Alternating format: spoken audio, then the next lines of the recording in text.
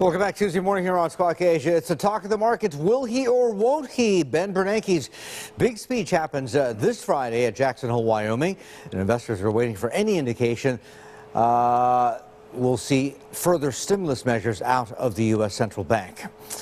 Let's get to our guest host this hour, Yu-Dee Chang, principal and also chief advisor at ACE Investment Strategist. He joins us live out of Washington, D.C.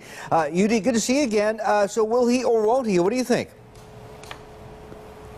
I don't think he will. Basically, some people are thinking that maybe he will give some type of indication whether there will be more quantitative easing, the so-called QE3. I don't think so, Martin. If you think about it, usually Fed do not use the symposium to do that. If they were to make any policy announcement, usually do it at the FOMC meeting. So I don't think so. Plus, he's not going to speak until Friday anyway. So yeah. I think personally, a lot of anticipation build up, but basically we won't hear anything concrete. Okay, so nothing coming out of Jackson Hole, but I mean, the timing's interesting. You've got the Fed meeting coming up 12th and 13th. The jobs numbers, the payrolls come out on the 7th. So you think they're going to leave it to the 12th and 13th? Yeah, I think so. If you look at the U.S. economic data recently, it's been okay. Employment numbers has been improving a little bit. U.S. housing actually has had a nice quarter in the second quarter. So I think they'll wait a little bit. And plus, if you look at the Fed governors themselves, they're a little bit mixed. Some are saying that, yes, they may be thinking about QE3, but St. Louis president are saying if it's up to him, right at the second, he will not do anything. So you're right. I think they will wait to see further data, and maybe, if anything, will be at the next FOMC meeting. Yeah, but let's talk a little bit more about dissension at the Fed. I mean, a lot's been made of this. There are, pro-QEers and anti-QEers. But, I mean, the last minutes that came out got a lot of people excited because the word many came out. Many of them were on board with this idea. So now it seems like it's more just a question of timing. When, not if.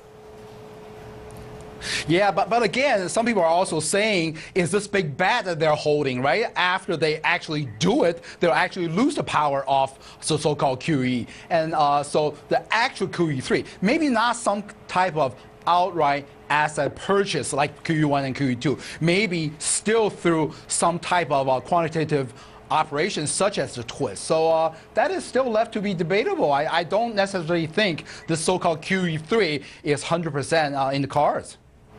Yu-Dee, we've also got Mario Draghi speaking on a panel at Jackson Hole. What are you expecting on that front? But with both Ben Bernanke and Draghi at the same conference, surely there's going to be some form of market-moving news that comes out of that.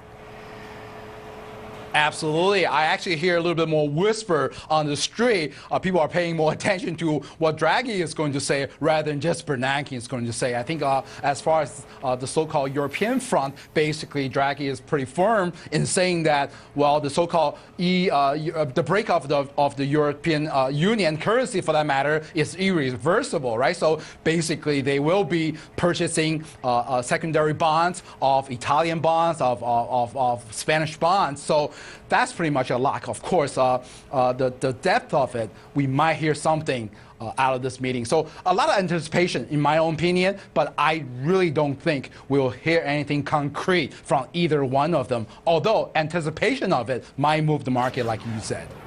So if that scenario, Yu-Dee, that you've been painting does eventuate, both Draghi and Bernanke don't deliver any hints of further stimulus, how severe could the unwind in the markets be? I think if you look at it, I think still a little bit too early. People are talking about, especially in the so-called U.S. market, we have had such a nice rally already, right? And we're starting to get into historically September, October, the more dangerous period. If you look at the fear index, the VIX index, is right around 13. Historically, that's pretty low. So like you're saying, a lot of people are actually a little bit worried about the market, thus creating this so-called low volume, especially right now. I think for the simple fact of because of that, what people are anticipating is actually not going to happen. So personally, I don't think we'll see a huge unwind of the market based off this so-called Jackson Hole meeting. I think, if anything, I personally actually see one more leg in this market, one more rally, after which is I will personally to be careful with the market a little bit. Okay, Yu-Dee, stay right there. We'll come and talk more in just a bit. Yu-Dee Chang, Ace Investment Strategist. Questions, email us, squawk@cnbcasia.com, please. Here's a snapshot of what happened with U.S. markets overnight. A bit of a mixed bag, but really not a whole lot of movement in either direction. The Dow and the S&P moving fractionally lower. The Nasdaq up a bit because of support from shares of Apple. But everyone's waiting to see what we get out of Jackson Hole later in the week. We are back with our guest host, Yu-Dee Chang of Ace Investment Strategist, joining us from Washington, D.C. Give us an idea, Yu-Dee. You were talking a little bit about the low VIX, the low volatility numbers as we went into the break. Tell us what exactly the mood is like in the market. Let's start with the shorts. What are they doing? Well, the shorts basically keep trying to short this market, and it just simply does not work. So my sense, we're talking to the people on the street, is that they're not shorting the entire market per se. They're finding issues that they don't like to short. So that's the sentiment. And also, old saying on Wall Street, don't short a fading market, right? So basically the market is really getting quiet, and they're saying this is a very dangerous time. So they're staying out of it. Now, as far as the bulls are concerned, if you look at the recent run-up in the U.S. market, they're saying basically it's a mega cap rally. Not every single stock is participating. And that actually leads us for a discussion. So some people are saying, well, that means when the rest of the market, once companies catch up, we will continue to rally much higher. On the other camp, people are saying, well, look at it, it's only a couple of stocks leading the market, and when they start to fall, the entire market will go. So right now, the market in the U.S. is actually very confused. That's why you are seeing the market holding at the same place on very low volume. Okay, why is there still a bid for treasuries? I'm sorry? There still seems to be a pretty decent bid for U.S. treasuries. We've got the yield on the 10-year moving overnight. Yeah, you know, a lot of people are saying that the interest rate has got to go higher. They worry about the potential risk of interest going higher, thus bond really falling substantially lower, but that's just not happening. People want to hold something safe under this a very uncertain environment, not just in the U.S., but Europe, China for that matter. So people are holding dollar-backed U.S. Treasury. That's why you're seeing the bond market holding up very well. Despite the recent correction in the bond market, it's coming right back up. You know, Yu-Dee, you said a couple seconds ago that this is a very confused market, but I mean, for pros like you, I mean, that's what people pay you for, to bring clarity to decision-making, investment decision-making. So, you know, what are you telling folks right now to do in this kind of market where it's basically, I mean, it's flatlining ahead of Friday? Yeah, you know, this is an excellent question. I think, you know, if you were my client, here's what I'll be telling you, Martin. I'll be telling you saying that, you know what, right now it's just not the time to be too aggressive, right? But by the same token, I don't think anybody could catch exactly the bottom, exactly the top. So what I want you to do is stay invested partially in the market. How much? Let's call it 30, 35%. Then what do we do with the rest of the money? Like Lisa was saying, let's park it right now, most of it in the treasury. And also, rather than overall market related, I want to look at specific sectors. So maybe we don't like and want to buy the entire market, but there are sectors that we like that we may be buying in and out. Not day trading, not very, you know, 1 to 2 day swing trading, but maybe investing on a 3 to 4 month rolling sector rotation basis, and that's what I would do. Okay, Yu-Dee, the Nasdaq has done very well, technology has done very well, but what exactly is driving that? Is it only Apple? Are there other stocks or areas of tech that investors should be looking at right now? Yeah, if you look at it, no doubt Apple is very much a big part of the Nasdaq, probably over 12% of it. So this rally is led by Apple, no doubt. I think the other area, how about not a pure tech, but the sector of biotechnology. You know, I just recently took a trip to Asia coming back and noticing, wow, this huge so-called baby boomer population. It's not just in the US, but Japan, China, India for that matter. At least I am part of that population. We're getting old, so I need drugs. I need to help me to grow my hair, to give me better eyesight. So you can keep investment advice. Just keep on going. I love it. I love it. So I like the biotech industry. So I like the hospitals, the healthcares, the drug companies. That's the sector I like, biotech. Okay, old fella, tell us about energy. What do you think of that sector?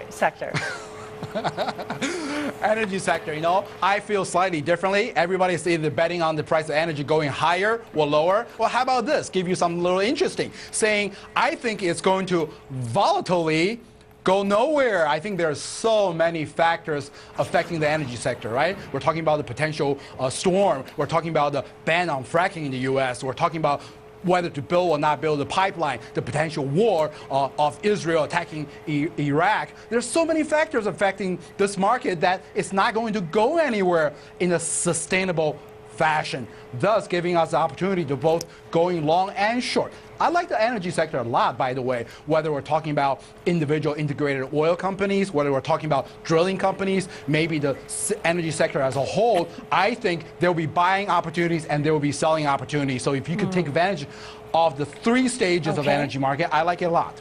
Okay, thank you so much. That's Yu-Dee Chang of ACE Investment Strategist there. He doesn't look a day over 30, you know that? He doesn't. He says he's old, but he's not. We know the difference, Yu-Dee. Or we want to use what you're using if that's the case. Yeah. Good morning. Welcome back to Squawk Time now for the final word from our guest host, Yu-Dee Chang of ACE Investment Strategies. Yu-Dee, talk to us a little bit about politics, the convention for the Republicans we've got happening and unfolding over there right now. Tell us how this is impacting Wall Street and investment outlook. Are they coming up with any viable alternatives to what the Democrats have offered so far?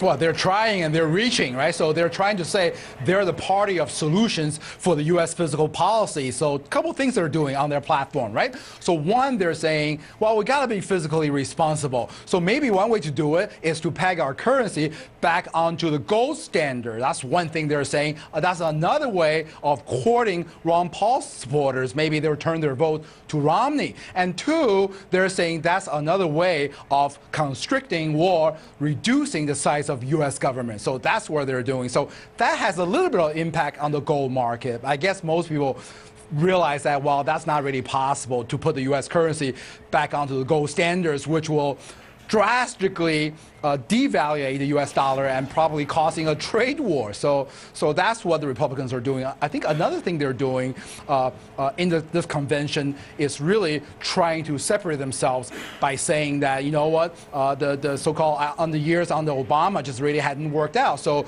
we need to make a switch to try to cut more spending in order to bring the U.S. off the fiscal cliff. Yu-Dee, listen, I just want to go off on a slight tangent here. Are you a Republican or a Democrat? I got to ask. Seriously, I'm actually, I think like most Americans, seriously, I think if anything, we're physically conservative, but I guess morally a little bit more liberal. So I'm in between. Seriously, I'm not any party related. I vote on issues. Okay, interesting. But look, I want to ask you about this. In the run-up to the RNC, we've had the Romney camp sharpening their attacks against the president, by, trying to appeal more to white working class voters. And it's got a lot of people saying, look, what are the Republicans doing, man? They've got a lot of votes that they're leaving on the table because they're already behind in terms of Latino support, in terms of Asian American support, in terms of gay and lesbian support. So by doing this, they're shooting themselves in the foot. Do you agree? Do you get that sense? Sort of, but don't forget, they also want to solidify their own base, though. I think that's where they want to start with. And there's no doubt also, Martin, the fact that both Romney camp and Obama camp is absolutely focused on the so-called swing states. So they may have issues, but they're going to spend all the money on the swing states to get their message out. Whether they're getting the correct message out, like you were saying, appealing to the general public, or just a small group of people, that's actually left to be debatable. Yu-Dee, let's talk to us about how to apply all of the stories out there to an investment perspective. You were saying earlier that safety is still very much on the minds of investors. Money still going into the treasury markets. Where do you get out there? Because all of the good stuff we've taken looks expensive. Yeah, Lisa, that's a great question, right? So I think, like you were saying, for us, being paid to get yield is a tough war out there right now. So basically, we're taking a shorter-term approach, and that's what everybody's doing these days. Again, not advocating short-term trading, but we're going through different sectors. We're saying, well, I don't know about believing in the overall market on the longer-term basis, but we will roll in and out of this market. That's why risk on, risk off. So when the market go through some correction, we'll come back and pick the right sector, pick the right stock, and maybe using some type of strategies, maybe in addition to outright purchase, we'll be using some type of option strategy, trying to take advantage of the markets. So some of the money is still in U.S. Treasury, nice and safe, although low yield. Some of the market is sector rotating into whatever sector, whatever stock that offers an opportunity, and that's what most people are doing. All right, thank you so much, Yu-Dee. Great job as always. Yu-Dee Chang there from ACE Investment Strategist, our guest host for the past hour. Well, we still have a lot ahead.